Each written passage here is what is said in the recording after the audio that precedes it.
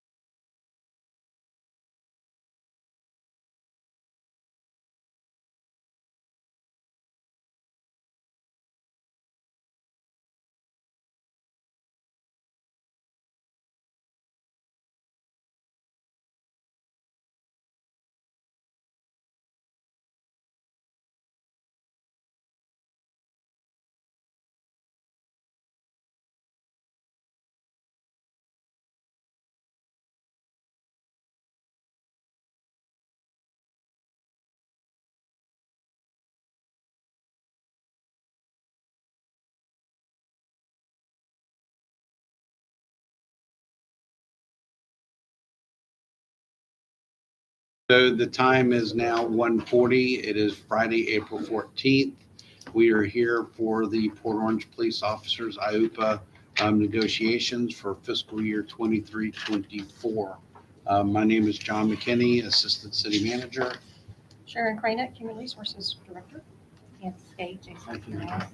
Garrett Alvasados, President, IEPA. Chris Raines, Vice President, IUPA. Bill Harrison, board member, IUPA.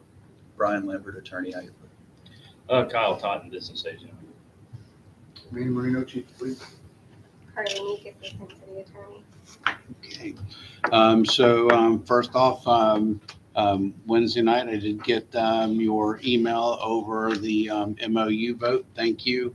It has, we put it in and I'm sorry. I already had the agenda item in the system. City manager signed off on it Wednesday night. It went out to council for as part of the agenda package that will hit next Tuesday evening. I obviously do not foresee any, anything other than a favorable vote. So that will go into the next full pay period, which would begin. So we just correct. So April 24th. So that is good news.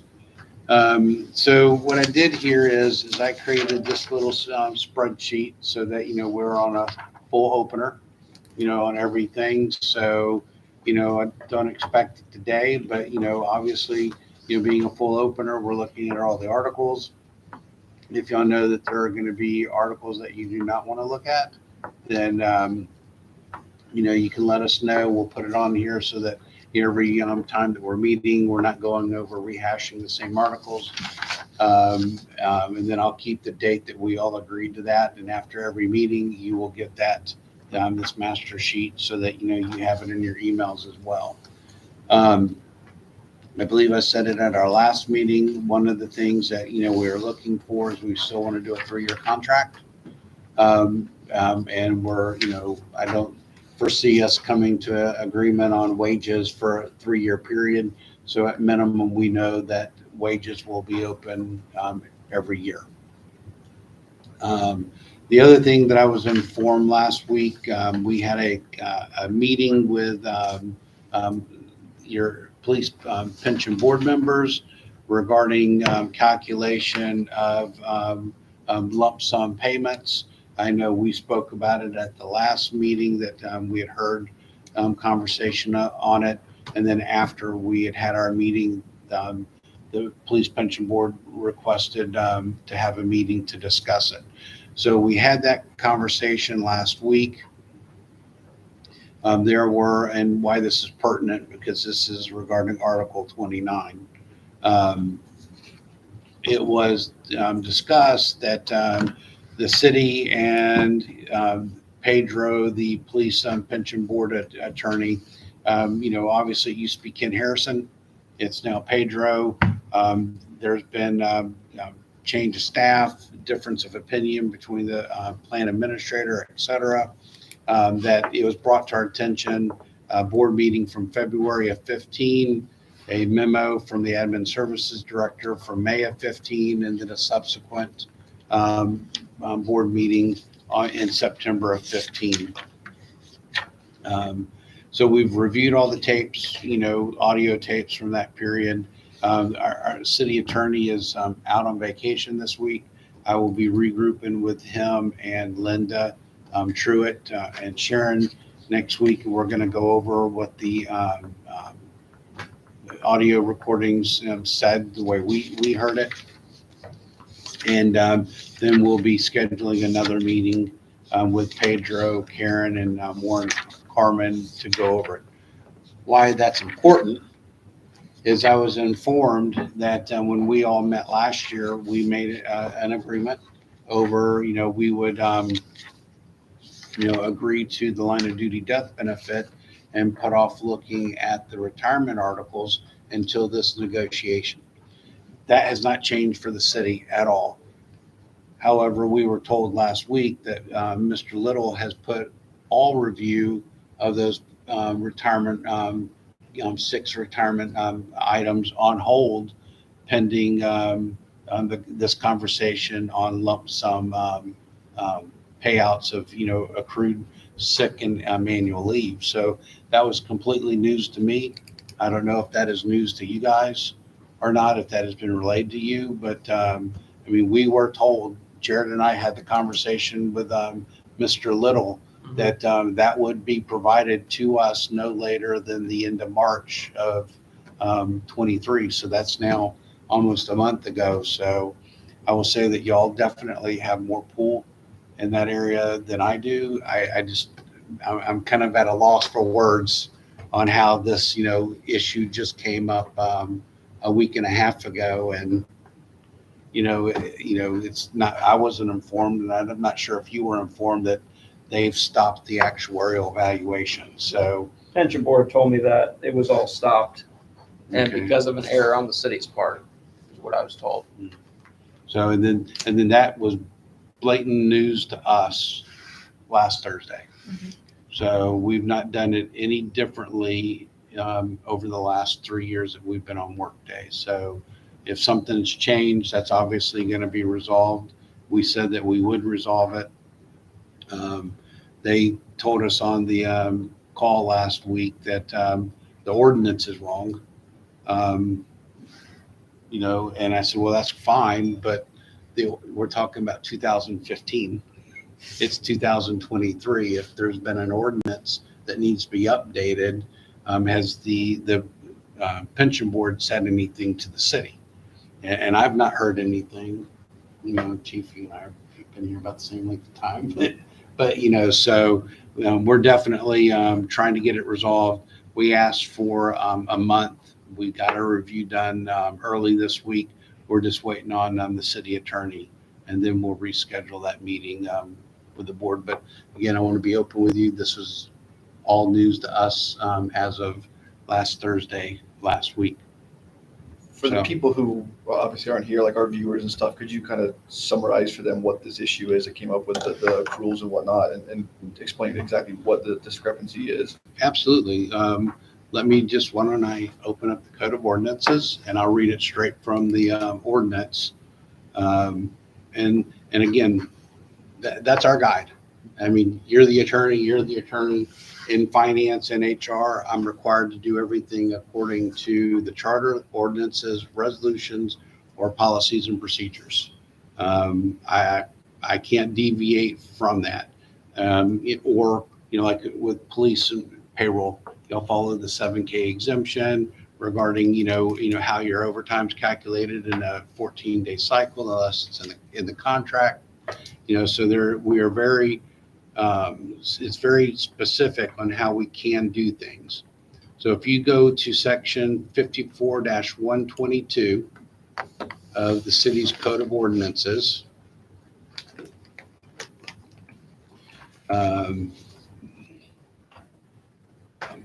specifically compensation regarding lump sum payments. So it says right in here, compensation shall exclude lump sum payments for accumulated sick and annual leave accumulated on or after March 1st of 2012, except as otherwise provided above. Then it goes to the next paragraph. Notwithstanding the definition of compensation above, compensation for employees hired after January 31st, 2011 shall exclude lump sum payments for accumulated sick and annual leave. So we have spreadsheets from March 1st of 2012, which tell us what people's hours are. And, the hours that were on the books as of that date, when you go to cash it out, 100% pensionable, no argument. But when you're doing, annual lump sum payout, sir, you've been here a long time. You're accumulating 185 hours a year of vacation time and 101.6 hours of sick time. If you don't use it, you get it cashed out. That 185, that 101, we pay it out to you by the second pay period of September every year. The way we read this, the way it's been treated, and since it's been on Workday, is it's not pensionable. No questions asked. However, it has been stated to us that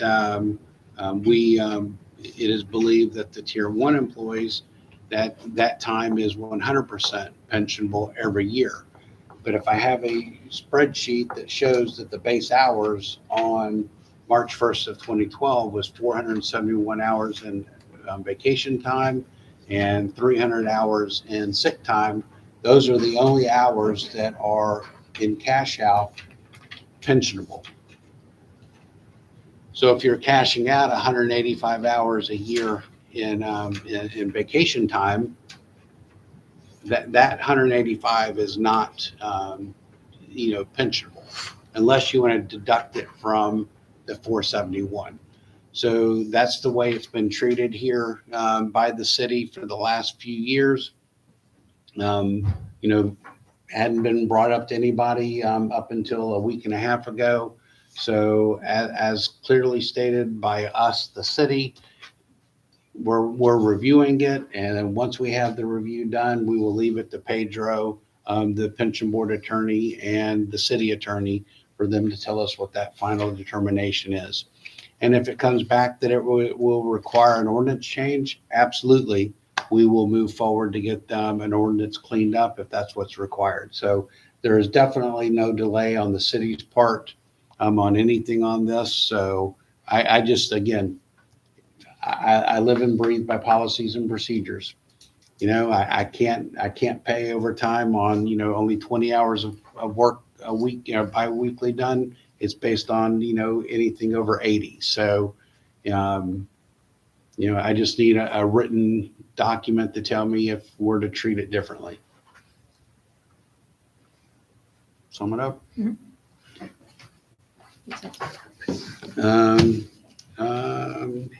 And then the other thing is on, we'll just jump right to it. Article 28. Y'all know that the standard in the city is, we go for 3%. I can tell you that we are working to get more than 3%. Y'all gave us y'all's request at the last meeting. Thanks to Jared's conversations with us over the last year. Your city council had been working to get additional compensation to help for recruitment and retention. We're trying to do the best that we can with that. So y'all's request to us from last week or last negotiation has not gone unheard. Between Jared and Kyle sending the surveys, those surveys are very helpful, regarding the pay. The only thing that I want to point out on your surveys is that, it's very easy, as we say, that we can go and go look at a website to get, what the current pay is. If I use Daytona Beach, for example, when we were looking at this 3 weeks ago, I could go to 3 different places on the city's website, and there was discrepancies on the starting pay of a police officer. We also know that there's been a lot of movement amongst all agencies trying to come up with new, MOUs for pays, et cetera. So, as we've come to find out, if Jared's calling Candace and says, gets the public record on, what's this current starting pay for Port Orange, and Candace hadn't talked to Sharon from the night before, an MOU had been passed, by city council increasing the rate of pay, or the city of Daytona's mayor, city manager, having conversations, pay whatever it takes to get people hired. That's very hard for us to We'll always. concede that that's lowballed. Yeah. So we're doing our best. So again, that's important. So my only item that I would like to point out here is that I applaud the survey, but the one thing that I want to kind of just point out here is that the insurance that was used for the city of Port Orange is the highest tier. And so we definitely don't have apples to apples in the various surveys here. We have a HSA plan, a base HMO plan, and a top tier PPO plan. And the PPO plan is what's used on here. So it's stated that for a family, it's $477.65 a pay period. But if you were to go to our utilize the family plan on the HSA, it would be $279.94. and the city would contribute an additional $1,239.72 into an HSA to use for co-pays, et cetera. So, I mean, that's just the key. I'm going to try and keep apples to apples when I do wage comparisons, and we need to try and do the same thing when we're comparing insurance as well. But the HSA is not the standard insurance. The standard insurance is that mid-level one that you guys cover for all employees. Yeah. So the HSA is a downgrade. You're picking your lowest possible thing to compare, and we're comparing it to their standard. Well, that's what I'm just saying. City of Holly Hill has an HSA, Ormond has an HSA, Edgewater has an HSA, everyone has an HSA. Ormond and Edgewater and New Smyrna both, the HSA is the standard plan. Some people prefer it. Right. Yeah. And I'm not here trying to debate. I am not trying to debate what's a better plan or whatnot. My only statement is you got to be apples to apples. And that's definitely not an apples to apples comparison. Again, Ormond, Edgewater, New Smyrna, even Port Orange, they all went to that HSA plan several years ago. That's the base plan.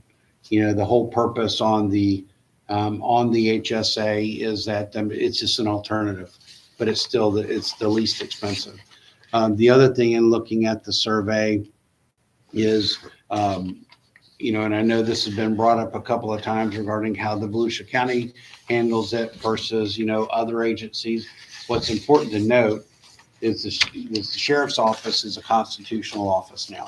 The way it's treated here in Volusia County, which is like every other majority of the 67 counties in the state of Florida.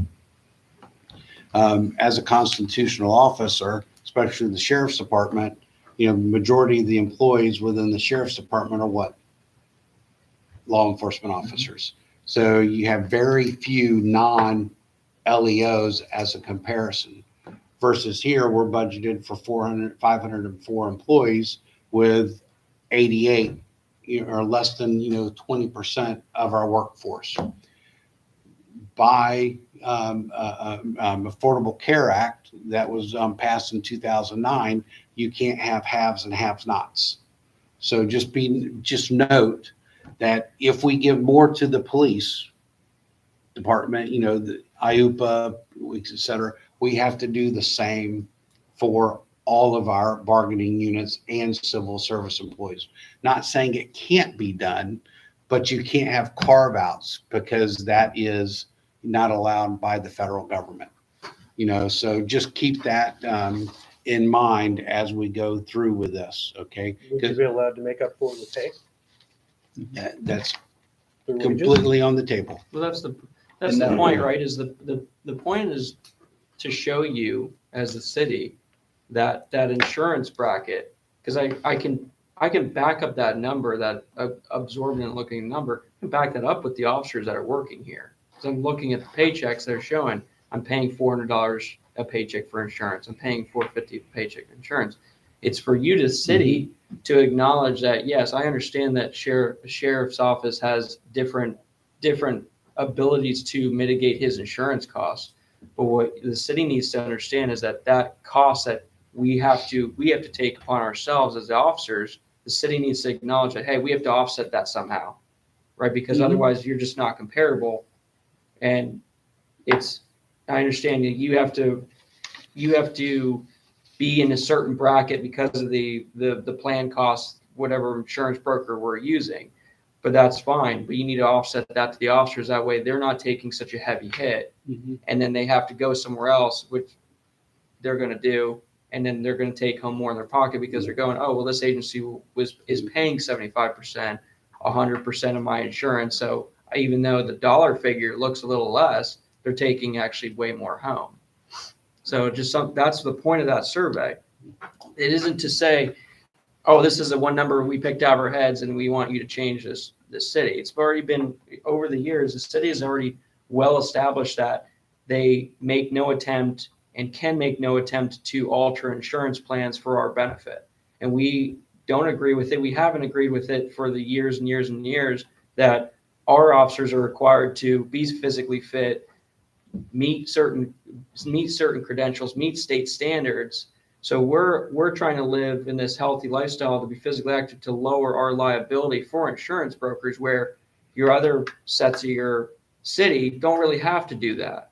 And we get that, but that's the city's point of view to say, how do we offset that so we keep guys who have a family here? Because those people, especially with the family, they're just they're leaving because they're like, well, this is too much. I can't do this. And that's exactly what one officer cited when he was resigning, was the insurance costs. And by the time everything's hitting my paycheck, I'm taking so much less home that the dollar figure didn't do anything. It was just a razzle dazzle number to get me in the door. That's the point of that survey. And it's to be taken in combination. And the most notable portion of it would be the graph survey, where, I mean, Port Orange is doing solid in starting salary. But I don't know how you intend to keep people when your maximum salaries are exponentially lower than every other department. There's no, you're making very close to what you're making when you come in, when you leave. And that's a problem. So to me, that is something that needs to be looked at as y'all, this is in your pay scales. Mm-hmm. Okay, so, to me, then that's your argument that we need to look at And the that's pay what we're going to scales talk for about. this year. That's just me Right. showing you guys this is where we're coming from. Because what I've been talking to the guys about is tiered bonuses to make sure that we start dealing with some of that compression. The other issue is you're at 24 now. That's solid for a starting salary. We don't even have to worry about that anymore. Now we got to worry about the rest of the guys to keep them here. And we'll try and use on this side incentives, versus bonuses. So let's just then go with, I think that, talking with Kyle and Jared before, I mean, you'll have a grasp on, pay scales. I would just, make a recommendation on how you would like to see the pay scales change. I mean, because that's pretty much been stagnant. And if you feel that is, not be a way to retain your long-term employees, then please, let us know. Obviously, but we're not seeing the turnover on the, the longer tenured people. It's the shorter tenured people. Part of that problem is no one's staying that long anymore because they see, well, I'm not going to make any more money here in 5 years. I'm going to make maybe $1 more here. And I just look at my paycheck from this last one. 40.8% of my paycheck was deducted before I got it through insurance and pension and everything else. On it, and that was a good check because I had a holiday on it that I worked. So on a big payday, I'm taking home 60% of my pay. That's a huge deduction. I've been here a long time. And the guys see the pay scale is not going up. The steps are 1.5%. Mm-hmm. With these new MOU, the steps are 1.4%. That's a very small step. You stay here a year, you get a couple cents more. And so it's unusual for people to stay longer than a couple of years because they said there's no growth in it. I can just hold out, wait till county gets their next contract and go, oh, well, I can go there. My take home is so much more because I'm not paying insurance, I'm not paying pension contributions, and their pay scale jumped us this year. And that's the issue we're having. It's very hard to keep people a long time at this point. Right. I'm having trouble keeping them in the door. I'm having trouble getting them in the door. I'm having trouble keeping them here. And we've got the old guys that are holding out that have been here for 10, 15 years, but that number's dropping. My 10-year guys are all, they're talking to me. They're on the way out. And understand that even some of these more senior guys, you talking about not seeing the turnover there, that's through no special love of the money here. No one's coming up to us and going, I really like how much I make here at Port Orange, right? We all understand that. I could go for any job. It's not specific to here, but you get to a certain point and a lot of people just kind of feel stuck, right? Whether they are or aren't, but that's how they feel. And it's like, well, I've been here this long, especially when there's a pension involved. A lot of guys are like, let me just max it out because I've already been here, 15, 18 years. Might as well try to get 25. But not a single one of them's coming up and going, I'm only here for the money because it's so good. That's Right. not happening. So, yeah, you might not be seeing the turnover, but that doesn't mean people don't want to leave. They're just kind of stuck here because of personal, family issues, whatever it is. Maybe they just don't feel like doing anything else. They're older. I don't know, but not a single one of them is here because the pay is so great that they don't want to give it up for something else. You're having pretty major turnover right now at the vesting mark. The 10-year, your 10 and 11-year guys are walking out the door right now. because they're staying just long enough to get something out of the city and say it's not worth it to me. Mhm. And that's That's because there's the no industry. longevity. There's no nothing.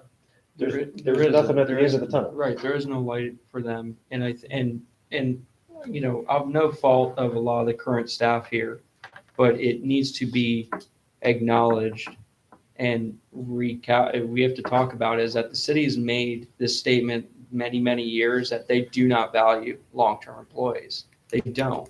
They've showed it time and time again, and these long-term employees just like there's no point to be here this long. You don't want me here. You've made it very clear you don't want me here.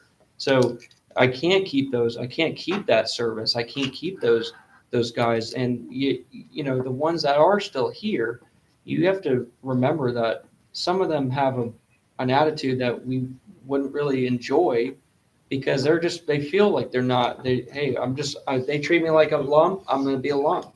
You know, so we want to incentivize these people to continue growing while they're here and take these different positions and continue educating the young officers. And then when the young officers coming in the door, they look at this smiling, happy person who's going, hey, it's a great place to work. You're going to enjoy it here. That's not what they're met with. They're met with good luck, you know, and guys looking at their watches the whole time. And I want that to stop. I want those people to want to be here and say, I got hired here. I can tell you exactly what I said. I said, I got hired at Port Orange to retire at Port Orange. I didn't come here to say, oh, at 10, I'm going to go to Daytona Beach or I'm going to go here. My plan as an officer coming in as a 21-year-old was to retire at Port Orange. But the message from the city has been, the longer you're here, the more we will just refuse to treat you with value. We want you to leave. And I think it's bad behavior. And when we're seeing it on the actual roads and actually the performance of our newer officers, well, we keep circling back to the same thing. Well, how are we training them? Who are their role models? Well, the role models are 2-year officers, 3-year officers. There's no 12, 14, 15, 16-year officers who are actually putting all of their knowledge on these officers coming in the door. They're all either sitting on their car waiting to leave right on the dot every day, don't want to be involved in anything. They're like, nope, I tried to give myself to the city and the city said, I don't want you here. So I want that mentality to change. And I was hoping to see that the city was going to say, hey, what our current wages are, I see this, like, hey, how about we do something different with these steps? How about we do something like this where, you know, if we're seeing this exodus at a 10-year mark officer, and we know that the police admin are those officers, they become the officers that become the admin, and we want them here. Well, how do I keep them here, Jared? Well, I'm not getting that. I want to get that from the city. I want to get I want to see a 10% bump. I saw Volusia County saying they're giving 10% step to keep that deputy there, to say, hey, we value you. We want you here and we want you happy, and you're going to keep performing all the way until you leave. And I met a few of those long-term deputies that have said the same thing. They're at 25, 28, 9 years. Well, they capped out long ago. Why are you still here? Because it's great. Because they pay me well. I live happy. Why would I leave? I want that for Port Orange. I want to hear that from my Port Orange guys, which I don't. Yeah, the feeling we get as the officers, and this has been going on for quite some time, is, and again, a lot of this is before probably any of you even started, but the kind of mentality we seem to get from the city is, we don't want you to stay to full retirement. We want to milk you for a few years while you're young and healthy and you work the road, and then you leave and we hire the next one to replace you. And it seems to be just this kind of never-ending cycle of hire people that last for 5, maybe 10 years max, preferably not to 10 years, right? Because then we don't have to pay you a pension. And then you leave and we hire a new one. It just kind of goes and goes. And your actual senior people who have knowledge and experience and have been around for a while, who have some leadership skills, things like that, is becoming a smaller and smaller and smaller percentage of the department. Even right now, a large chunk of our road supervisors, like the sergeants and stuff, are 12 years and less. I'd say the majority of them, don't hold me to that because I haven't counted, but I'd say probably the majority of them have 12 or less years on the road. And those are now supervisors who are supposed to guide and mentor entire shifts of people. Because you're getting into liability issues. Make critical decisions. but it's because there's been no incentive for people to stay longer, to have that more senior or bracket of people. So besides pay, why do you feel that way? Obviously, I can't speak for every single person. I will be honest, though, a lot of it has had to do with issues with past administrations and other chiefs and things. I'll be real blunt. Our last chief, there were a lot of issues with him. A lot of people were unhappy the way he did things, didn't like it there. That, I think, kind of started the ball rolling a lot for morale problems. The way the administration handled a lot of things did not sit well with people. The way they saw even other people get targeted for stuff really, really left a sour taste in their mouth. So that kind of started, I think, and really got the ball rolling quicker. And on top of that, you look at, for anyone who's hired after this was it 2011, 2012, we're in a different retirement bracket now. So a lot of things that make a pension more appealing to like the older guys, we don't get. So things like COLA, right? That's a big one. No cost of living adjustment makes that pension you get less and less valuable the more time you get. And especially if you start here young, you retire young, you wait and that pension hits, and you should foreseeably, at least hopefully get it for a long time. Well, when you really get older and you need to depend on that because you can't work anymore, it's half as valuable as it was when you first got it because there's no cost of living adjustment. So things like that also kind of kill it because people look at it and go, well, yeah, I mean, I'm going to retire at this, and then it never changes for the rest of my life. I'll die making the same amount of money for that pension as I did when I was 48 years old. That's a big one as well, right? It doesn't incentivize people as much when you take away all those little benefits and stuff that typically are associated with a pension that make it real appealing. We had a dollar percentage that you wanted to propose to the city for the pay, for the wage increase in the pay scale.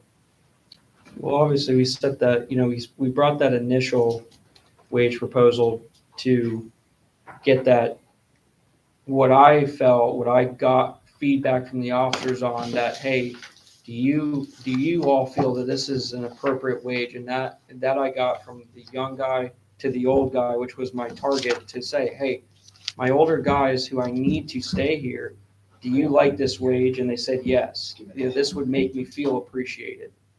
So, that is a wage that needs to be, that they approve, that they push. They said, The this wages is- we this is- offered, we feel is competitive. We'll Yes. actually get people here and hopefully To get people stay. to stay here. and to On stay. top of that, though, these steps are very low. Yeah. And as the other cities catch up, say in 2 years, say we go all the way, hit the 30%, cool, we're number one for a little while.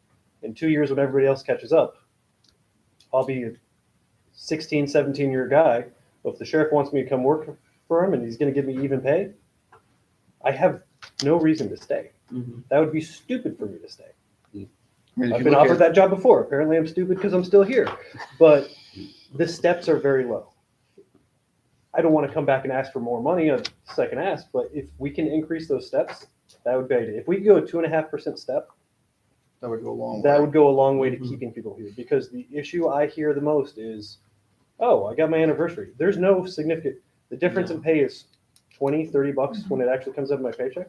Negligible. And usually our insurance costs go up an amount each year of $40 to $50. Did not So- go up a penny this past year. That is true, but But it I've been has here in a the while. past. But it did Yeah. go up. Yeah. The city Yeah. just So, did. so, Yeah. and then that's a good Previously they thing. haven't, because we've Yeah. seen that a few But times that's with that's different part of what we talk contracts. about. Yeah. Where we don't feel, a lot of guys don't necessarily feel appreciated because you've got, hey, and not you guys, Mhm. but we got a 0.5% raise one year. Right. Cool. Well, insurance went up 4%. Mhm. So we lost money. Right. And we've also had a negotiation where it was blatantly said, we have the recording of, well, you guys should be happy you have a job. Mhm. That doesn't make us feel good.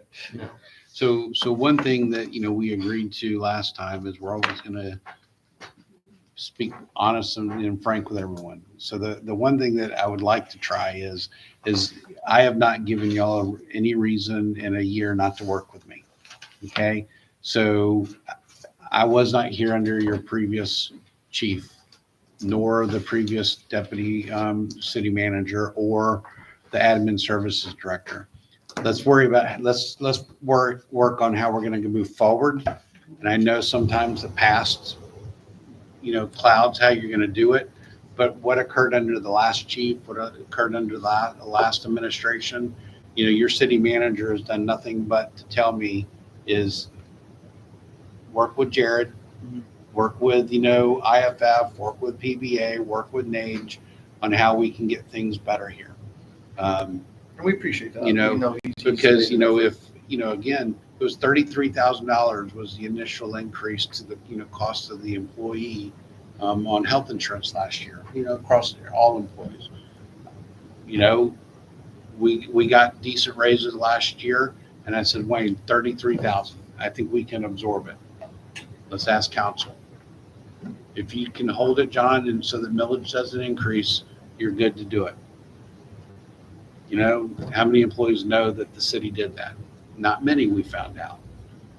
So, that is something that this city, council and the city manager has tried to get people to communicate down when we're trying to help the employees. Well, I'll tell you, they are definitely giving you a chance, because I told them absolutely do not take a straight pay increase since it's going to cause more problems. And they said they wanted to give you a chance, which is why it passed. So they are putting all the eggs in your basket. And again, we know, I'm as soon as that $1.95 goes in, the other cities are going to counter it, and it's going to be a back and forth. So where we need to go is, you're asking to go to 2.5% step. I know that you asked previously for a 30%, pay increase. You're asking for, better health insurance cost. So, we're going to go back and, look at, insurance and wages, Sharon and I with the city manager, we'll take a look at it. But, we know that will be the last article that we hope to have completed in June. Right. Know, Well, we can't have it lost also that I have a lot of patient people, I had a lot of patient people who are still saying, Jared pension. And I have, we do, if we're talking openly about this, we do have a completed study. So we do have an idea of that cost. We still do. It's still good. well, we can't use that one anymore because it's now 2 years old. We have an idea though, but we have an idea. I So- understand the delay part, Yeah. I get it, but I don't, let's not lose it upon us to go, hey, then we're just gonna truck this out. Correct. So the reason why I say that to you is that we had an agreement with another bargaining unit, and it was a year-old information. When we got the MOU agreed to, we couldn't use it because it's too old. So that's just the unfortunate thing. But the other good news is council has discussed, and it's been, understood, that was always stated that if we get to 80% funded on the pension plan, the council knows that they are, has been mutually agreed that there will be enhancements to the fund. So I did send to Karen yesterday the most recent ACFR that's been released, and I'm trying to go to that page right now, but you're 80-something% funded. 87. Yeah, I'm just, 86 and change, I think. The other thing, it's kind of a segue also not, we need to put the actual pension benefits in the contract. So that's one of the things that we're going to be pushing for when we do the pension article, is outlining the pension in the contract, okay. not just referring to ordinances, because those can change. Yeah. So again, But I the said- contract is between the city and the union, but we don't have any, we're not, the pension is its own entity. So we would do what the lieutenant's union did and mirror the current ordinance in the contract article. Okay, and what if the ordinance changes, just do an MOU? Then you can't change the, yeah, we can't do it change in the MOU. You contract. can't change it Because without that'll our be, consent. that's but I what the can't- board, right. we're not part of the board, so we have no control over that. And I can't change the ordinance without the pension board's approval. So, I mean, there is a check and balance there Yeah, that we can't make a change. But we want to mirror what they're doing, so we're all on the same page. Well, And then, and here's the issue. If the ordinance changes, let's say the ordinance reduces the pension benefits, the contract would override that. The city would be bound by the contract. Correct. So the officers want to have say in what happens with their pension. Don't they have that through the board? There's two Because we officers don't on have it through the board there's two either. Councilmen on the, or there's a councilman on the board, and there's some public. Yeah. The pension board is not the bargaining. And all the pension board is there for is to put into practice what was agreed upon. So the pension board can't turn around and change what's in the contract. The pension board can't change that. They have to follow what is told to them to do. They have no authority on their own. In theory, council could vote tomorrow and change whatever language they want, Mhm. and now we're bound by it, having no say. This gives us some protection.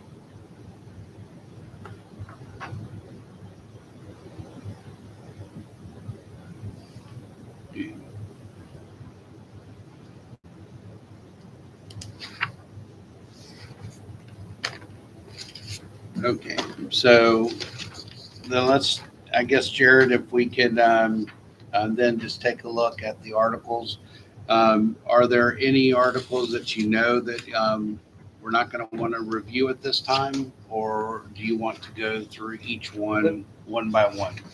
So I did, and I'll defer to Attorney Lambert if there's some, because some of them, I know they're just legal things that we have to kind of, have to open technically because they have to be changed for dates and whatever. Yep. Let me just find what.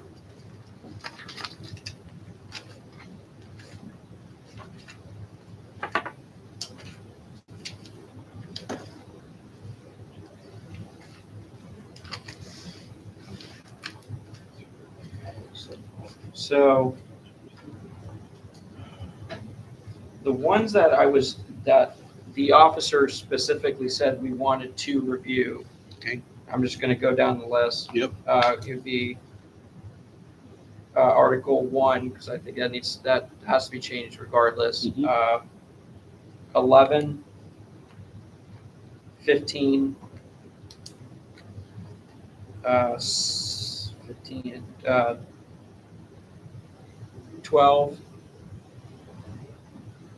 17, and 18. So they have to do with the pension. 22, 25, 28, 29, 31, 32. Okay. So, because I think it's one of the easiest ones. Are we good with the 3-year contract? Yeah, we had no issue. I mean, we did the last one. It seems to have worked out fairly. I think we were fine with doing a 3-year, same language as we had with openers. I think we do openers, 2 or 3 openers per year Plus wages. plus wages. No, and wages was my whole concern, so Right. we'll wage open every year, that would be Okay. fine. Then I will present at the next one, revised Article 32, just easy one. Okay. On 31, entire agreement, I'm not really sure what y'all are looking for there, so. I think that's just a legal section. I think that we have to update that just for the sake of saying we reviewed it. But obviously I'll let Attorney Lambert look at it. Kyle and Yeah, and as long as you guys were fine with the language before, we can TA 31 now. if you Okay. want. Well, there would be no change, so. Yep, no change.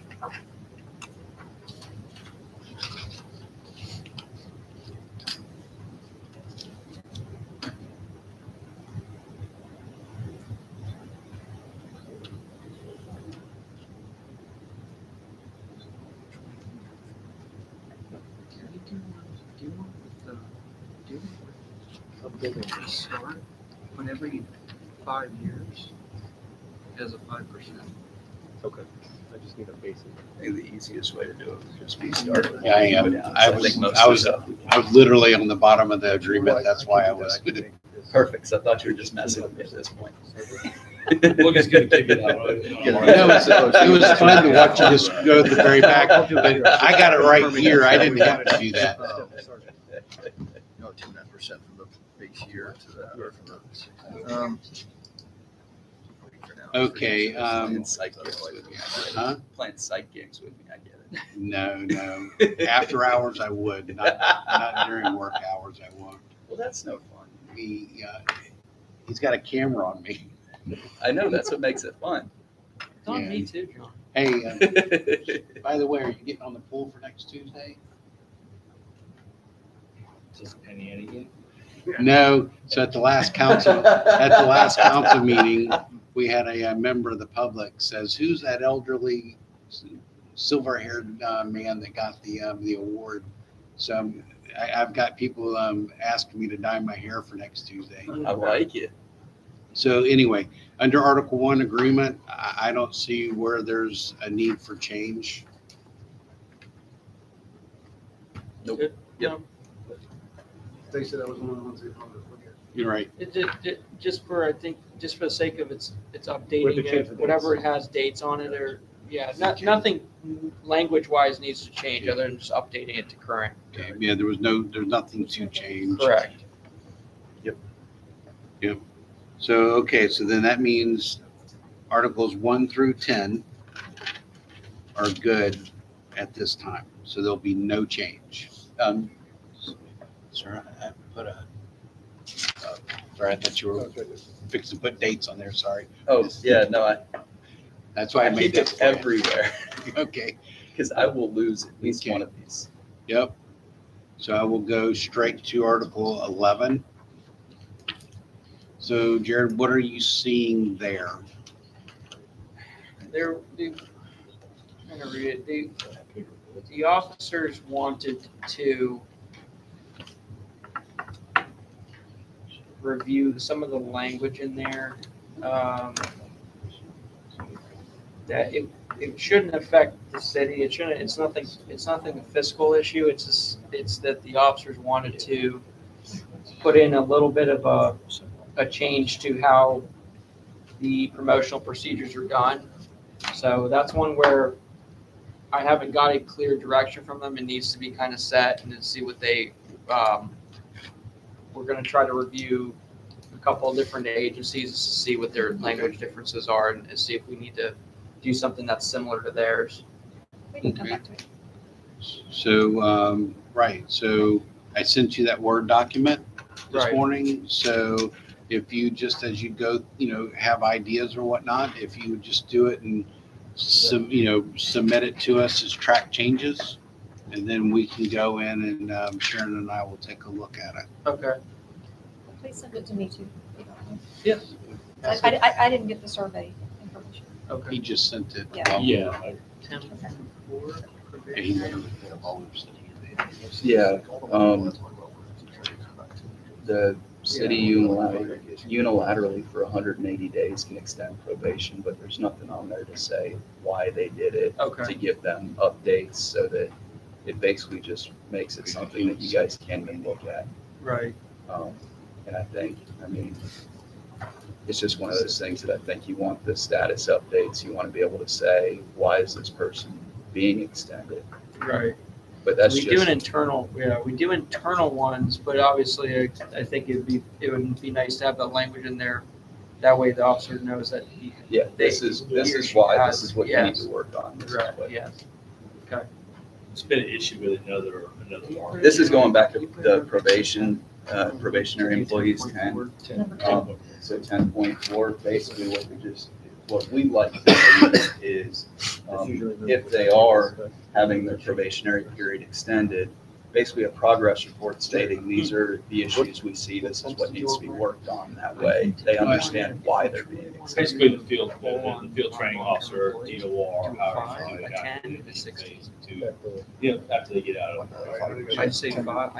And do you have another agency So like, that your you like? 5-year gets 5%. Well, we got them 10-year gets a proposed to 5%. another agency, which is the And only your other one 16 we gets have a. significant issues. We can get it shot over to you, see Yeah. if you guys agree with it, you guys can review it. Absolutely. And we're not saying you can, and we're not proposing. Yeah, we're 5 proposing plus that, the extra step, you it'd know, be about you do what you need to do to That's fair. encourage your employees, we just want something. That way it Standard holds guides, we're and not keeps fighting. you in that spot. Understood. And then we obviously have to look at. No, yeah, it's not, You know, no, that's, agreeing on with the supervisor side, because that's, Yeah, it was on the TA Oh, list. yeah, it was, It was he just said- an issue that I noticed, how yeah, does so. it work with the supervisor? But we'll get it over Because, to you. again, that's It'll a be different TA role. no matter what. It's So- just one of those I things don't know. that You know, I think it's better for everybody if but I'd rather it's spelled present out. the option. Yeah, because absent of that, right, what that means if you're not. That's where the steps change to these, that's just a 5%. Yeah. 7.5, and it's in there. Yeah, that's, Probably do something. that's the whole reason. What should be able That's what I'm to saying, so instead of putting, instead of doing it, We got just do it another at 16 We have that in this. and leave it at 16 mark. And then these are just, we're keeping those 2.5. These Yeah. are already built. Doesn't sound like that from what he's saying.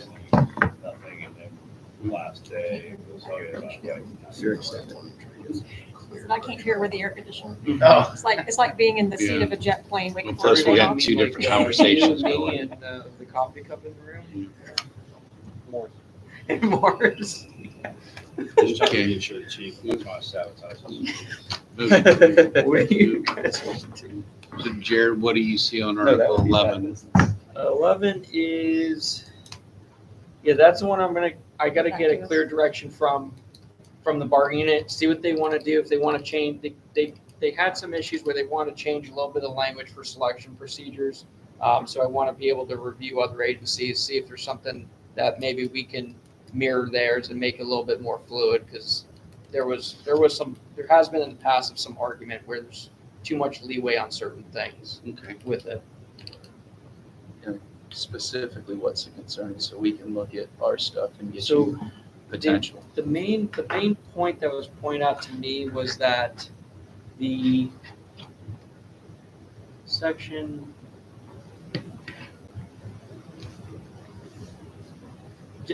basically the 11.4, the percentages, Mhm. and they wanted to, the consensus was to possibly add in a letter F of basically a peer review. There's, I don't know how to put this without offending anyone. The check with either the person's supervisors or the people that work with the guy, have that information given to the chief somehow, of that type of peer review before he's making a decision blind. So chief gets to pick from his list, that's cool, but we want him to have the information of like, you understand this guy's insane, right? Like, if that information needs to get there, like, it might not be on paper, but when he's away from you guys, you know, whatever information needs to go to the chief that he's not getting from, say, his command level that hasn't filtered up to him, there needs to be an opportunity to have some opinion of. And here's what I'll tell you on that. You guys probably want that in the review test process, not the testing process. Yeah. So what you guys were talking about, it would be a percentage wise in the testing process. What I think would better suit what you guys are looking for is during the chief selection process, that, he will attempt to speak with supervisors or people. Because what you guys are talking about is just the list itself. Right. When you're doing the scoring, what you want is once they're on the list, that the chief does some follow-up, is what I'm hearing. Yeah, I think that's. We want more kind of like an anonymous type of survey or something that goes to everyone. That way, whoever's Yeah. worked with a certain person is up for. But some promotion. follow-up, not Yeah, the not testing necessarily process itself. Either or, right? Yeah, okay. Some But way as to long have- as somehow the information's getting up there, because let's be honest, and this isn't to knock on anyone, but there is a bit of a disconnect between the base level patrol officers all the way to the Yeah, chief. exactly. It's That's just my the point. nature of the beast, right? We don't operate in the same circles, so there's always going to be a little bit of a disconnect, Yeah. kind of like game of telephone where stuff doesn't get from one to the other as clear as it could. Right. That's where So having a good we'd like to chief have something like that added in there to at least have a say in who's going to. We're not trying to make it a popularity contest, but we No, want we to, don't want it to be that. we want to make sure the people that actually work with him Right. somehow way to get the information to the chief going like, are you sure? Or no, this guy will be great. Either way, Right, but right. get that actually Mhm. from the We- people who actually work with him. Right. We want to remove that, we want to remove and lessen the idea that the voices that could get to the chief's office may have their own bias. And if the chief's presented with biased information on a selection, rather than having the peer selection of going, hey, here was the peer review. Because we have seen that in the past where administrators who like a specific person are only pushing a specific person, regardless of the qualifications of the others. So we want to try to eliminate and lessen that problem. A good example I had was with City Manager Johansson talking about an administrator, how he's one of the funniest persons he had ever met. And we were so lucky to have him. I said, one of the meanest people at our police department who's rude to every single officer. I'm glad you think he's funny. And I was like, because by the time he got to that point, oh, he's a great guy. To you, he's a great guy. To everyone else he meets, he treats terribly. Borderline harassment, but I'm glad you think he's great. We're just trying to get better leaders and better supervisors. And that be, so you guys want to change some language in 11.5, Yeah. the selection Yeah. process to say, Yeah, either it would affect basically 11.4 or 11.5. Notification side is fine. Yeah, and during, at least for the sergeants, because it really applies to them, during their probationary period, we would also like to see something like that put in place for the shift they're on, for the people they're supervising on a daily basis. As part of their probationary period, I believe they get it, every quarter, chief, right? Yes. They get an update. So if that could be worked in there as well, once they're on a specific shift, supervising people there, to kind of include that, so as part of all their other stuff that their supervisor, which should be a lieutenant, does, and also the officers get a say in that as well. And again, we realize that if someone's being disciplined appropriately, they might be pissed, but we're not trying to make it a popularity contest. But if everyone goes like, this guy is a horrible leader, Yeah, that needs to be looked into. We averages, just want to right? make sure there's an avenue to get around. Try and get the biggest Filters. sample size you can, obviously, because yes, there's Basically gonna a be 360. some people that is based on popularity, personal stuff, but the more people you get in there to give their opinion, hopefully, it gives you a more accurate picture. I think Mr. Lambert has a good idea of what you're looking for, and We'll look get something forward written to the proposal. Article 12, temporary assignment to another classification. No one brought any issues up with me on that one. Just reading it right now, just to make sure I'm not missing something. here's the only thing I don't like about it from other contracts. Most contracts have, if you spent 5 days or 7 days or whatever during a 30-day period at a higher classification, you'll get paid at the higher rank. However, yours is more than 1 month consecutive, which means you could pop someone off for a day at the higher classification, and then they're doing higher classification work for 29 out of the 30 days and not getting paid for it. So we could look to change that one to be more fair, was we could say for certain, right, the idea, let's just say we have another pandemic issue. We have several supervisors who at one time are all sick, bedridden, cannot come to work, they cannot find anyone. They select, as they've done in the past, say, hey, we're going to take this senior guy in the shift, he's going to be in charge. Usually, I think within reason, we do that as a pay period. For the most part, in the Yeah. past, the admin's been good about paying them anyways. Like, Right. hey, you're in charge, you're getting paid for it. But it's not on paper. We like the chief, but What do you think? a different guy could come in and say, Right. I would, 7 days, I think, is Yeah. I think if you're Even working though- at 7 days in a 30-day period, you're even in the language of saying if you even said majority of the pay period, the assigned pay period. I mean, ideally, what we'd like to see is however long you're in that temporary position, you receive the pay at that rate. I mean, that just makes it an absolute logistical nightmare Yeah. for accounting. the easiest it's also way- something we really never run It into, does. though, let's be I mean, honest. right. Like, It I- really, I think the for us, easiest thing it's, for accounting and fair would be a pay period. If you do it at Yes. pay period, you're getting Right. paid that. yeah, I mean, That's That- 7 that- days yeah, of you work. would I think have- that's fair, So some because people might then get it- 7 and some might get less.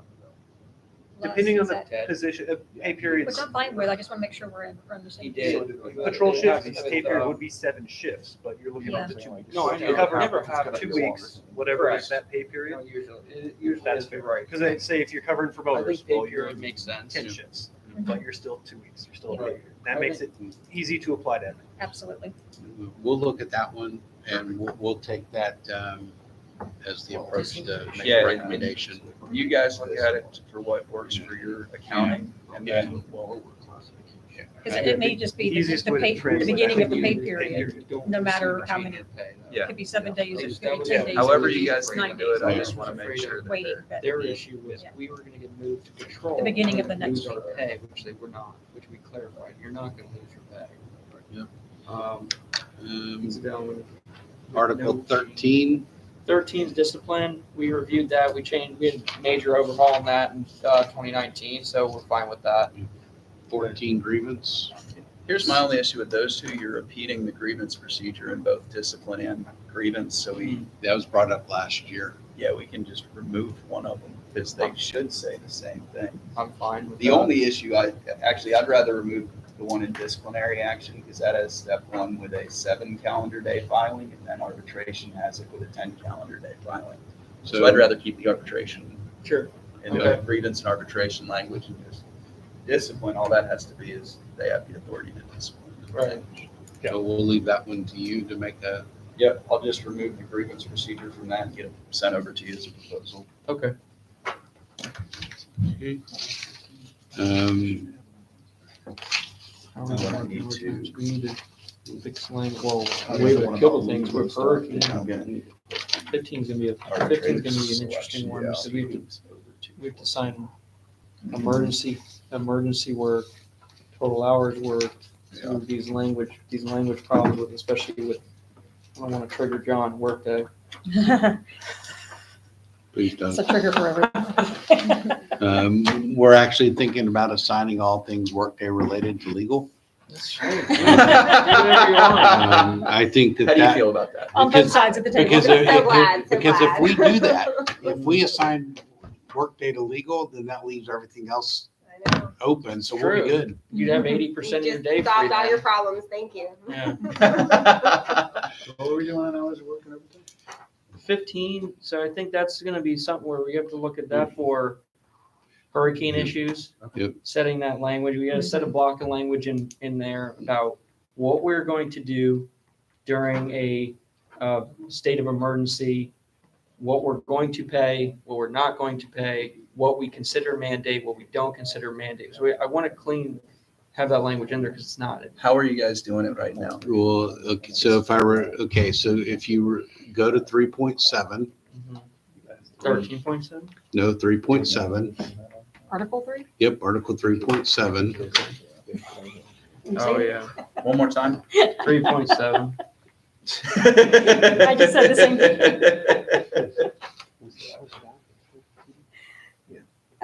so when we had Ian and Nicole, Mhm. you asked us to come up with a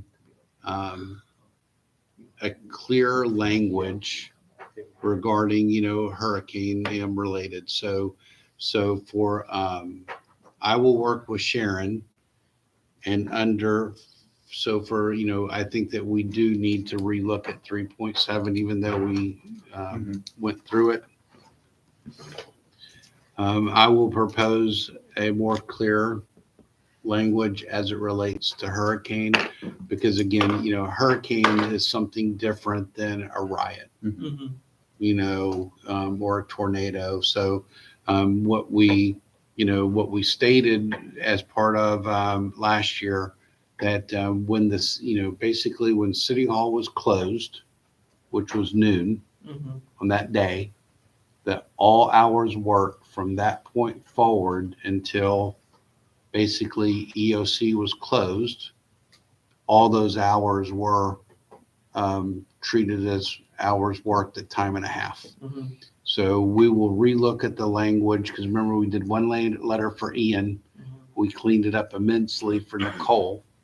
And we'll try and copy all that language that we worked on so that we can get something in there as clarification in 3.7. I'm assuming you guys do an alpha and bravo shift. Depends. Yeah. Depends on the Obviously, it's dependent on the situation.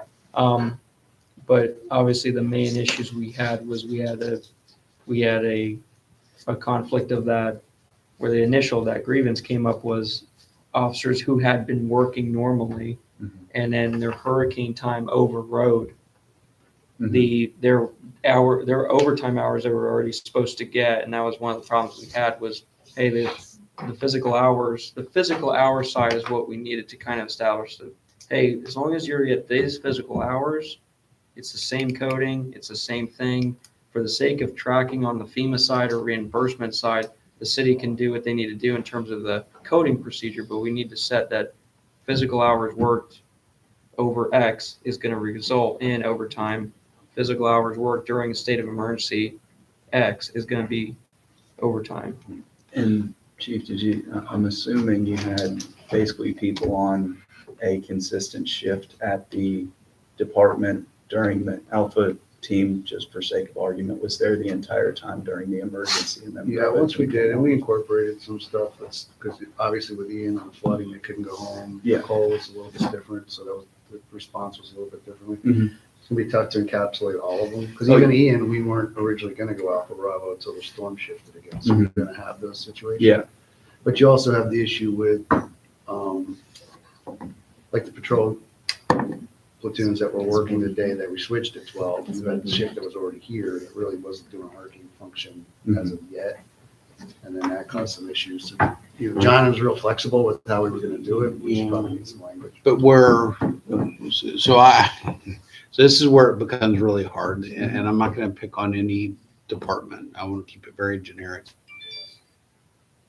You know, when we go to paying time and a half, you know, the expectation was is we were doing something related to the hurricane. Mhm.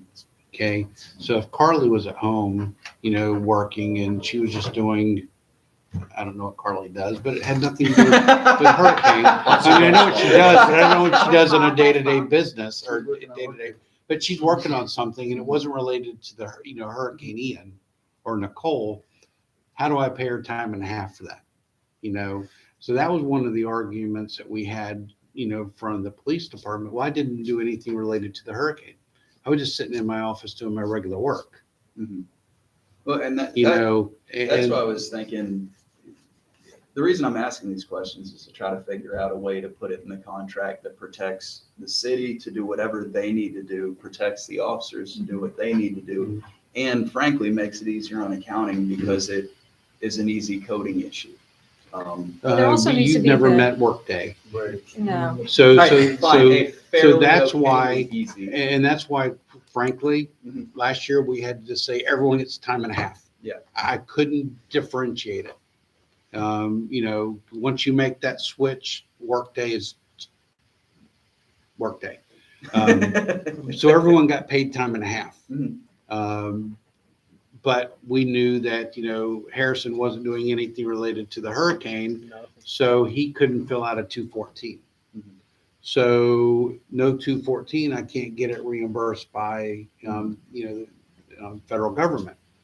So again, that's just where I think it needs to be cleared is that just because you are working going into next year, you know, it doesn't mean that you're getting time and a half. Now, if I assume you're a patrol officer, so just based on your uniform. Sorry to interrupt. There's a meeting that's scheduled here in about 10 minutes. Should we move them down to the HR conference room? If they'll fit. Thank Thank you, you. Amanda. I was not aware of that. We're done. So it's the assumption is on, you know, at noon on that Wednesday, you were patrolling, you were already now doing stuff in prep for hurricane. So that's still no questions asked. So even though you came in at 6 o'clock in the morning, at noon, you're now being paid time and a half. Well, a lot of the departments we work with, what they do is as soon as that state of emergency is essentially declared for it's time to get into action, everything stops. Alpha team is on the clock. They get paid for their emergency the entire time. Essentially, everything else shuts down. They get paid emergency the entire time. Bravo team comes on, they get paid the emergency until the emergency is over. And that way it makes it simple. It's just a block of these guys are all emergency. We can send that off. The second team is all emergency. They're sent off and then things start up again. So you don't have non-emergency and emergency working at the same time. And that did not occur. And that didn't At happen all. though, because people Right. were working that weren't I Didn't can, have yeah. to. like I No, said, and Yeah. that's why normally we put it as part of that. As soon as the state emergency begins, Alpha team goes on. When at the chief's discretion, Bravo team comes on, then it's over, and then emergency services, for the most part, cease. And well, I think it's just important that the officers know the expectation of what they're going to be paid. That's very Mhm. important, because otherwise Yeah, we there's didn't- going to be a we- lot of We didn't want them- discord. And again, it's no fault, and it was no fault of the chief's office. He did everything to make sure that the officers could be informed correctly what was going on and paid correctly. But we just want to set this to where we don't have interpretation. I don't want interpretation because unfortunately, 4 different staff members can interpret, they did. 4 different staff members interpreted what mandated meant. And 2 of them told their guys they didn't have to be here. 2 of them told their guys they had to be here. And then we're trying to enter everyone's pay, and then people are upset and wondering why they're sleeping on the kitchen floor if they didn't actually have to be here. So we wanted clear language. I believe that your chief heard that loud and clear Oh, yes. from all of I these know, we talked about conversations it. since October. So, but again, we also, we have Sharon, the new HR director, between her and I, we will write a much clearer emergency work Mhm. policy.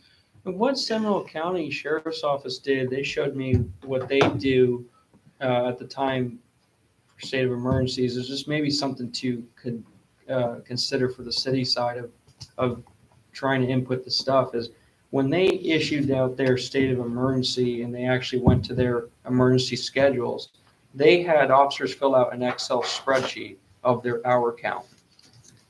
And all they notated was 2 blocks: hours worked, relation to hurricane, and hours staging. And then they all turned in the forms to their HR. Their HR all inputted in and didn't have to work with codes and all. We all did this the other same stuff. thing. We had the exact Well, same thing. the Our difference is problem was- we were inputting in on workday and trying to make that time where I'm saying that you could have simplified it even further of saying, no one clocks in today. You're going to do your times based on this Excel spreadsheet type thing. Right. Our problem is we had that spreadsheet. Mhm. Everyone was to keep that spreadsheet. Mhm. The problem is when the individuals went to put it into Workday, Mhm. if they didn't have that spreadsheet, they didn't input it into Workday according to what they did. So, he turned in his worksheet, he expected 30 hours of, Hurricane Ian hours worked, and it didn't get put in there. It got Right. put in there as regular. So he got it at straight time paid when he was expecting it at time and a half. So, yeah, it is, we will Something work to on work it on. better next year, Yeah. because who would have thought that for 3 years that we had been on Workday, we hadn't had a hurricane, so we didn't have any codes. So, Kind of makes you think, doesn't it? Yeah, we got lucky. 3 whole years. Mhm. Whew. I know. Yep. Doesn't mean it was time. Mhm. yeah. So I will work on that, Jared. Okay. Clear up 3.7, Right. and then I believe that will then more clearly define hours of work during an emergency, but it will be further clarified in the new emergency work citywide policy, because as soon as we go into emergency event, we treat everyone the same. It doesn't matter which bargaining unit, civil service, et cetera. Everyone got paid this year the same. Mhm. Okay. Was there anything else under hours worked? Well, the issue we ran into from that holiday where we need to figure out some type of fix. Let me get to 15 here. Where- 16 is holiday.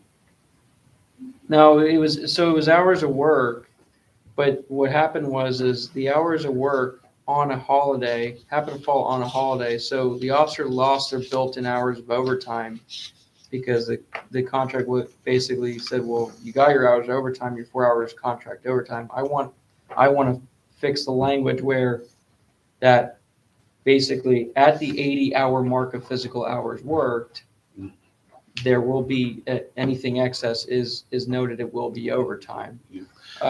What's happening, it's on related to Article 15-12. Mhm. There will be no duplication of premium payments and no claims that provide overtime on overtime. Or, so that's where we keep running in to this being an issue, is exactly what this happened on Veterans Yeah. Day, happened now on Good Friday, is that someone's not working that day. Mhm. And, so they didn't work. It was an 8-hour, holiday, or 12 hours, whatever. And, so you're not going to get that overtime on, the premium time. I'm sorry. You're not going to get the overtime on the holiday. They just get paid the standard time for the Correct. holiday day that they're off. That's correct. Because you only get That's overtime standard. on hours worked. Yeah, that's standard. Yeah. Yeah, that's. And then if you work it, you get the time and a half Right. plus the You get standard Well, time. you Yeah. so if you work the holiday, Yeah. you get time and a half for hours worked, Yeah, plus the plus standard the 8 time. hours. Yeah. Well, what keeps coming back is apparently the city, for whatever reason, was paying time and a half on the holiday pay as well. Holiday pay, not for hours worked. Yeah. And I got you. so you've got quite a bit of your membership that's looking for 5.5 hours. Double time. So Right, what's and- the issue with you guys? Can we take a 2-minute break, or just Yeah. let me? That's fine. What's the issue with you guys They on didn't that? ask you this time. Huh? They didn't I'll ask take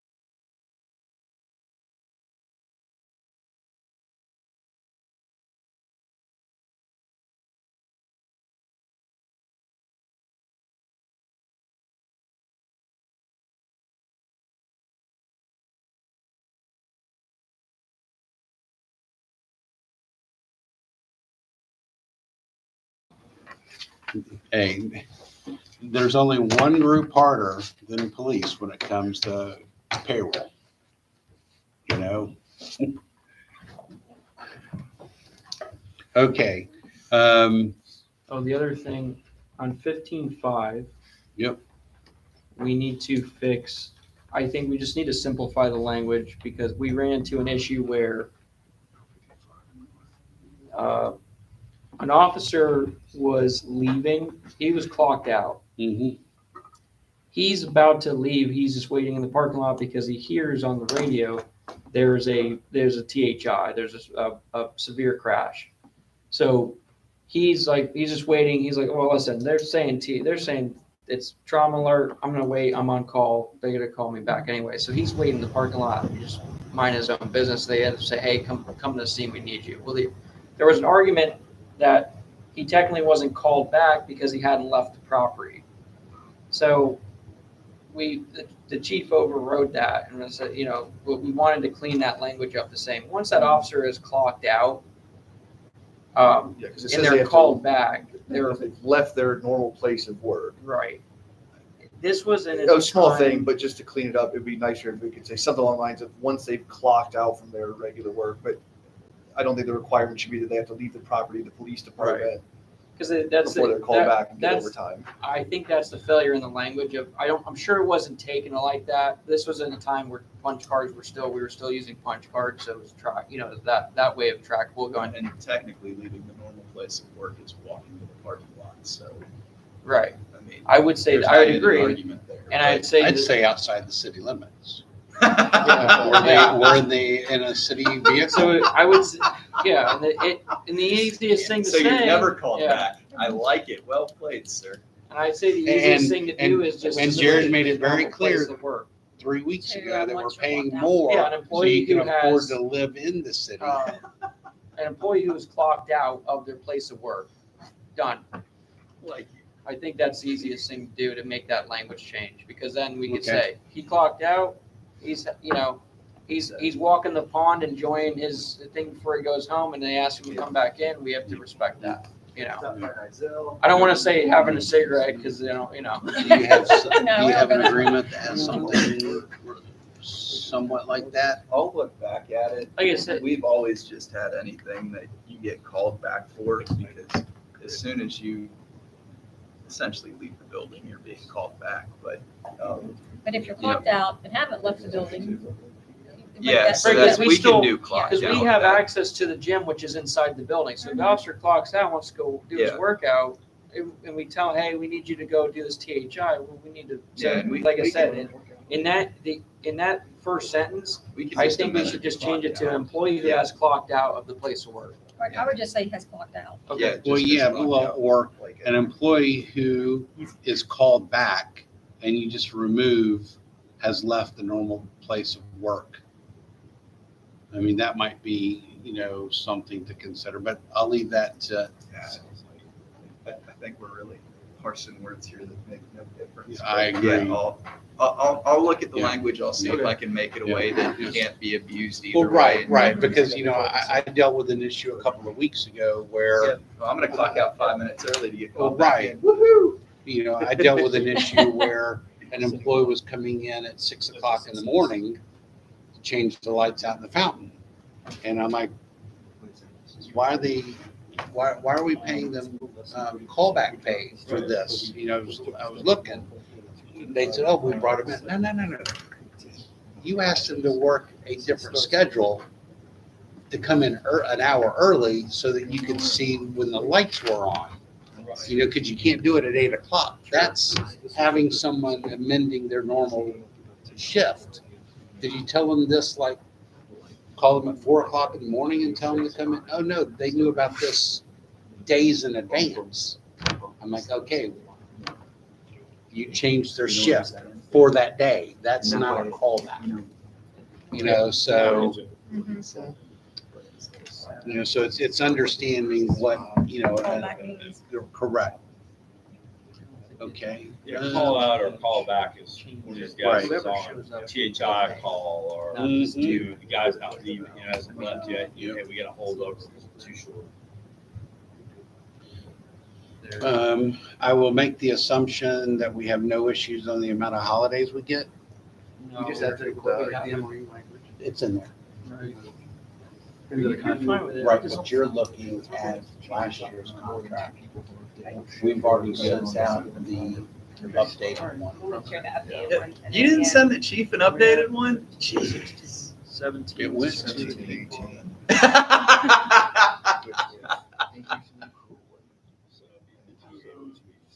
And that's pension. Yep. Yeah. Right. We could, I don't think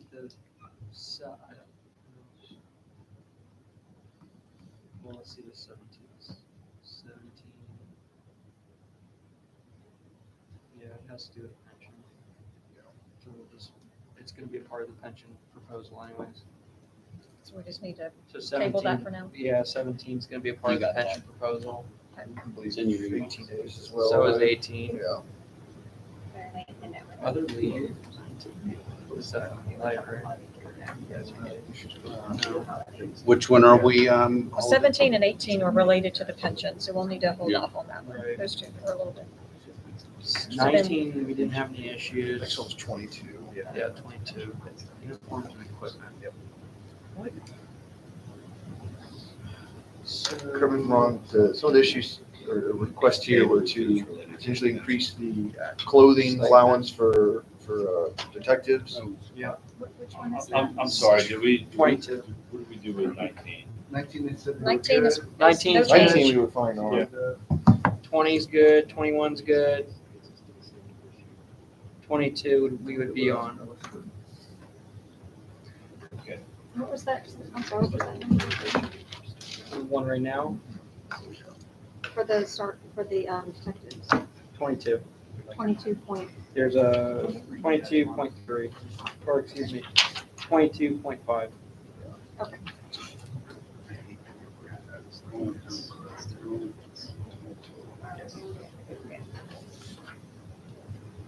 what do you think is reasonable for?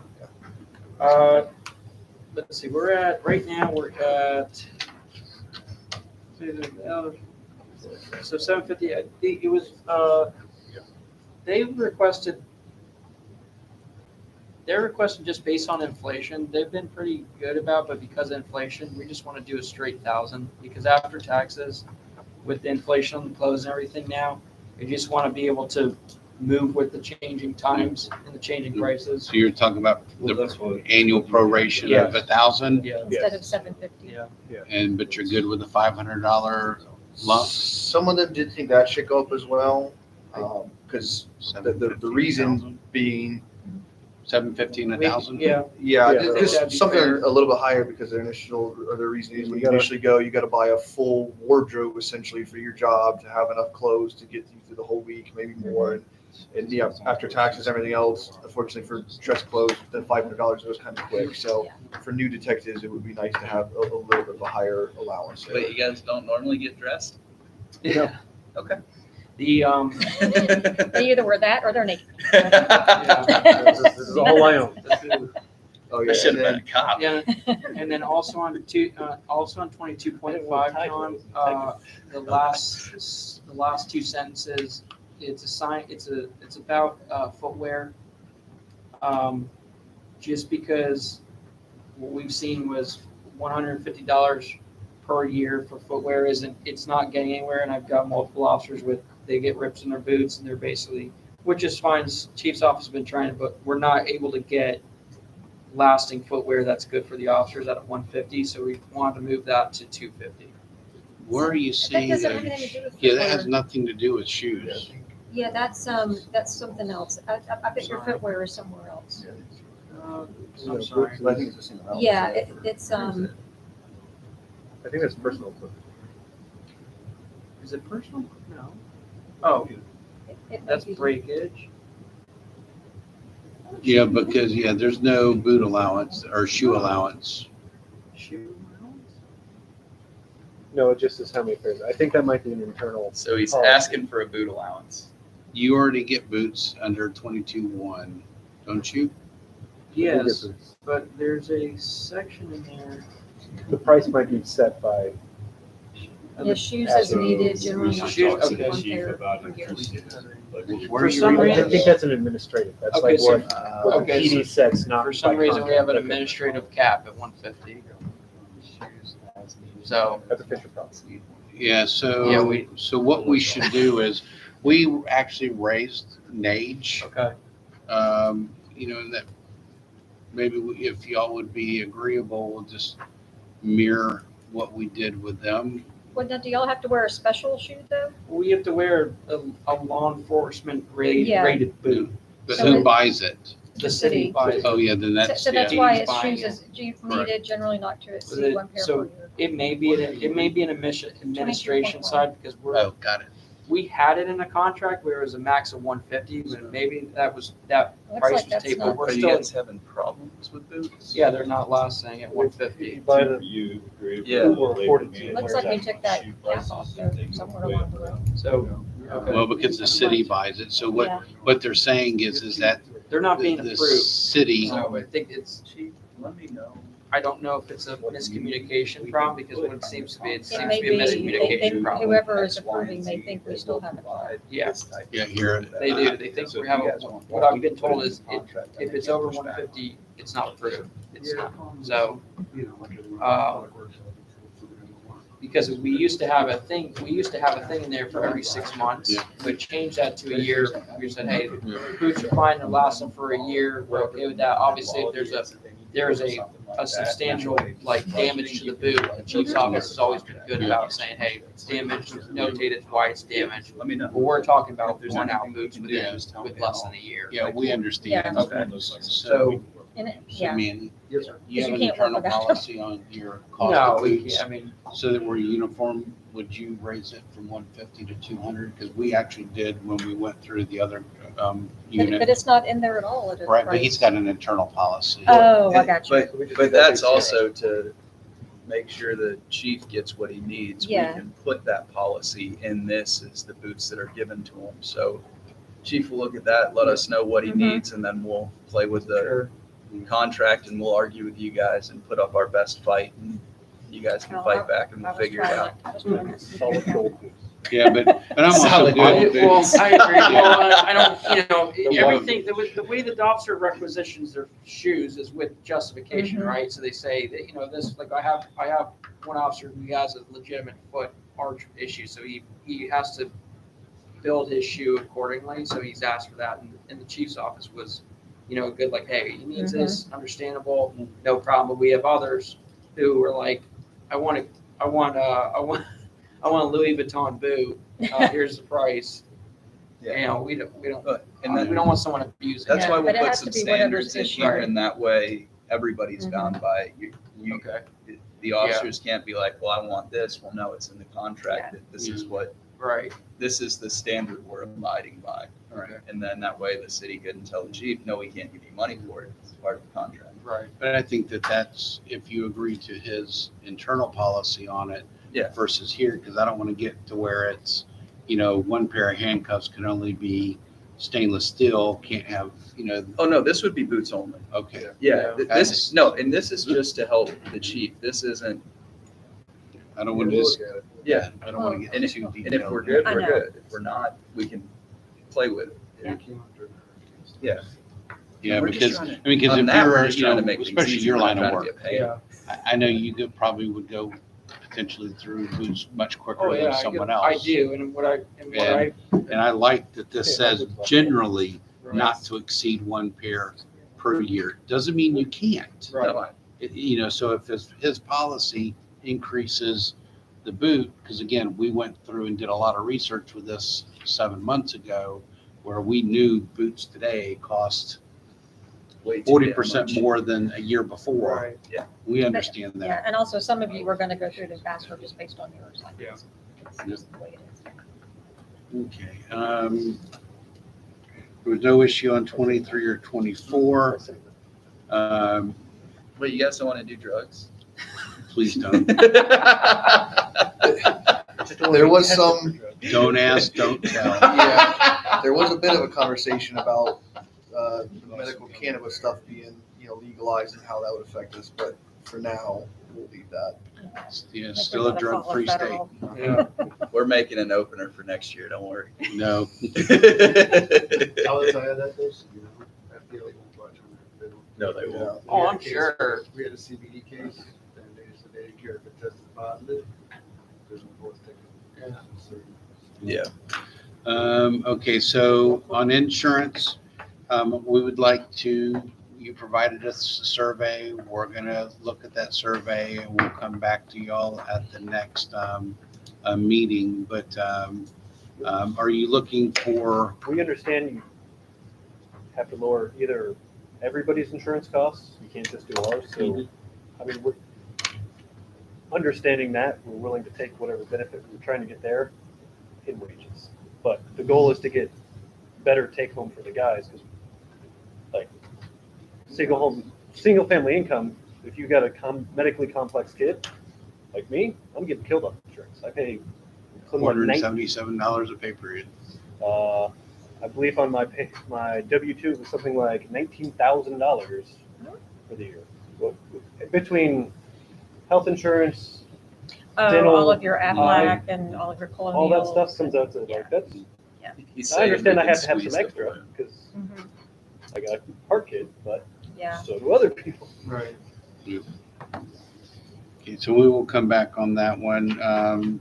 Y'all had nothing on 26 or 27. No. Y'all provided the survey, 428 on retirement. I just want to reiterate what we are waiting on. I had it up here. Let me pull this back up, Jared. Okay, so what we are waiting on from Mr. Little, in case you're not aware, Sharon. So we're waiting on what the changes to increase, proposal number 1 was raise maximum from 95 to 120,000. Tier 1 employee contribution 8% instead of 7.5. Proposal 3, Tier 2 receives same COLA as Tier 1. Proposal 4, drop at normal retirement date. Currently only Tier 1 drop at 25 years. Proposal 5, Tier 2 receive 3-year AFC, which currently Tier 2 has 5-year AFC. And Proposal 6, normal retirement 4810 or 20. Currently Tier 1 4810 or 4525, and Tier 2 4810. So those are the 6 items that we are waiting for. I just emailed it to you. So once we have that from Mr. Little, then we will obviously take that. I think that's a separate meeting Right. from this, and we'll go through it and before we then take it to City Council for consideration.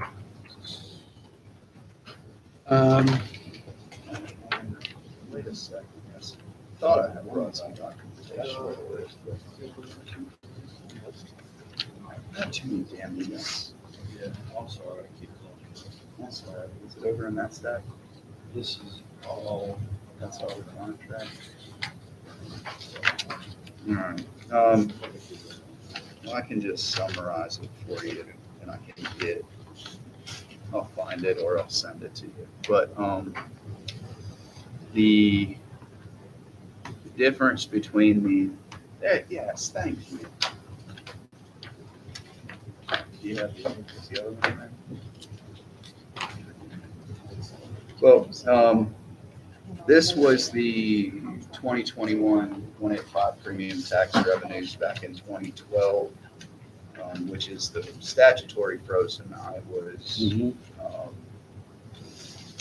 about 198,000 less than that, and I'll get that sheet again later and get it to you.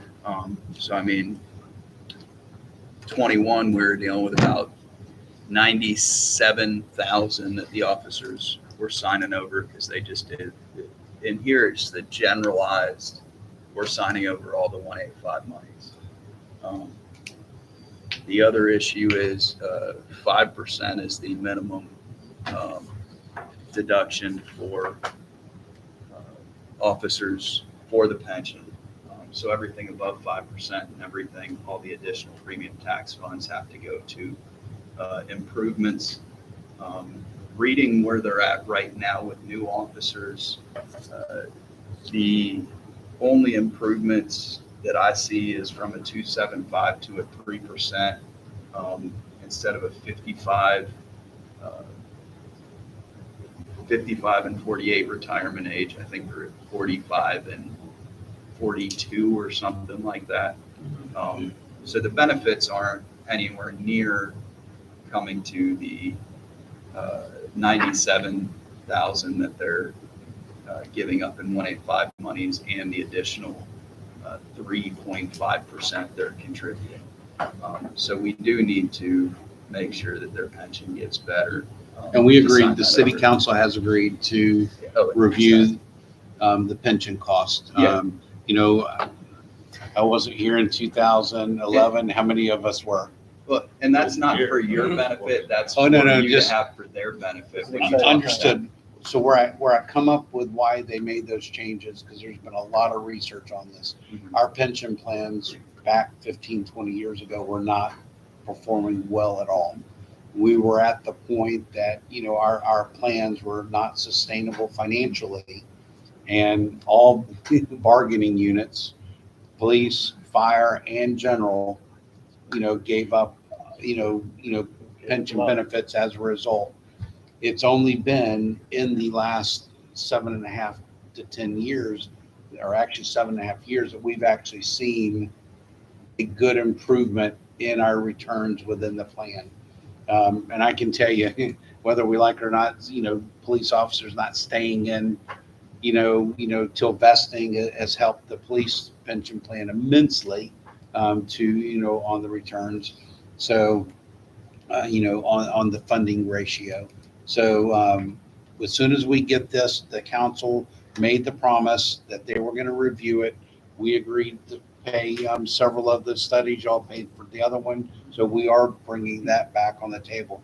I would just, you know, to help us move this along, of those 6 proposals, which are the ones are your priority, so that when we meet next time, you know, and we have that, you know, that number from Chad, we can sit down and like I said, I think that should be a meeting, an extra meeting outside of our negotiation, because that's going to take a lot of time and effort to get that through.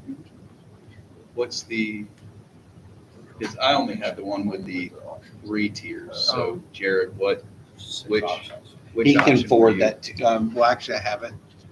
Was that the 21 one? No, sir. This was agreed to last October. Okay.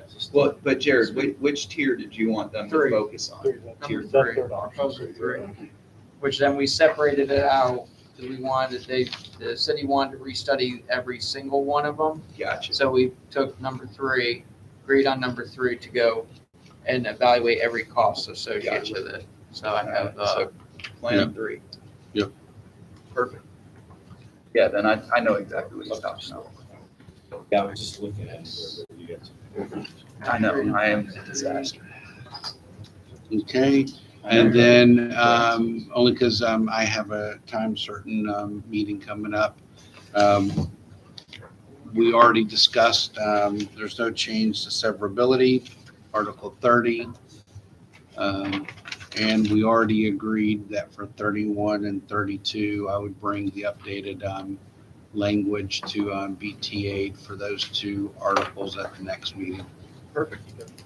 Really, there's, you know, after reading 31 again, there's nothing to change, so we can just say there's no change if you're agreeable to that. Change the dates of the election.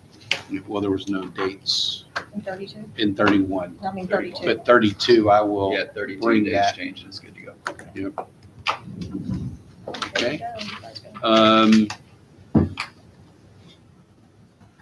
So. Jared, When I was, sent you an email with you talked about bigger steps, some that would keep the old guys. If I received it, Sharon and I will look down, go through it with each other so that we have a idea of, and if we agree with it and we bring that to the city manager, before our next meeting and he says, I'm good with it, some of these things we can, bring back to you ready to TA. It sounds like everything that, other than the wages and pension, that will have to be gone into is just house cleaning. Everyone's Yes, on sir. the same page. So I think the next one will get a lot done, and then the pension and wages will just be the. Yeah. And And again, thank you for the help, both of y'all last week on that other items. I really appreciate y'all taking your time to, You're not supposed to help the enemy till we get what we want. you know what? I was sitting at a campground talking to Bill, so I am more than agreeable to help you guys out no matter what time or day it is. Jared and I have spoken more than one time at 9:00 at night, so on, trying to solve something. So See, we that's all probably work better than the together. calls I get with a drunk Kyle or drunk Greg calling me at 5 o'clock at night. Yours are probably more entertaining. That was Oh, a bad absolutely. day. So I appreciate it, everyone. I think we had a tentative next date. Do you want to keep the tentative next date? Yes, we sir. had? Yep, we're, our next scheduled date is May 8th at 10:00. May 8th at 10, okay. I mean, I would, and again, I know we gave items to, for Mr. Lambert to work on, for us to work on. What I'd like to do is, once we have our language, I'll send it to you, Jared. If y'all send We'll it do to the us, same. that way we can review it before we come here and we can, and again, if it really has no monetary issue, then, I don't have to take that back to, council. And if, and that's why I say, if we don't have, if the boot thing is a SOP, then I don't have to take that. We're just following what Nage has, and council already agreed to that rate. Okay, Yeah, just let me know if we do need to make a change on that. If not, we're good. Jared, do you have anything else for Well, us? that's it. As always, we appreciate it. everyone. Thank you. Thank you. You know, you really shouldn't talk so much.